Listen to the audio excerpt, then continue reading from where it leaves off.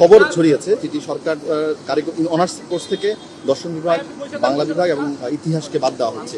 আসলে কি ঘটনা কতটুকু সত্য? আমার জানা মতে তো এরকম কোনো আলোচনা হয়নি। আর বাংলা মাতৃভাষা এটা কি বাদ দেওয়া যেতে পারে? এমন কোনো আলোচনা হয়নি এবং আমার জ্ঞাতসারে নেই। আমি জানি না এই নিউজ কোত্থেকে আসলো।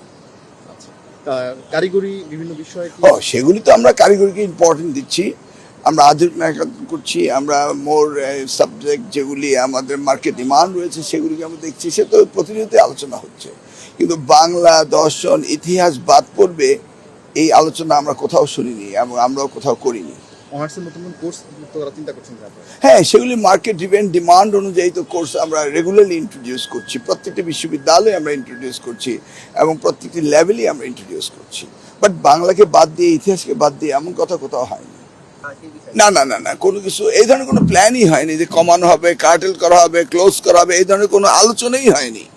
আমরা শুধু আলোচনা হচ্ছে যে কিভাবে আমরা শিক্ষা ব্যবস্থাকে আরো উন্নত করব এবং মার্কেট ড্রিভেন ডিমান্ড অনুযায়ী আমরা করব, ইন্ডাস্ট্রি একাডেমির রিলেশন কিভাবে হবে সেগুলি নিয়ে আলোচনা। হ্যাঁ, আমাদের ওই মাদ্রাসা বোর্ডের যে প্রকল্পটি রয়েছে তাদের ইএফটি সেটা সম্পর্কে আলোচনা হয়েছে। আরেকটি প্রকল্প আমাদের ওই প্রিভিয়াস বিল আটকে পড়েছিল, সেটা নিয়ে আলোচনা হয়েছে। এই আমাদের মাল্টিমিডিয়া ক্লাসরুমে ওটার বিল নিয়ে আলোচনা হয়েছে।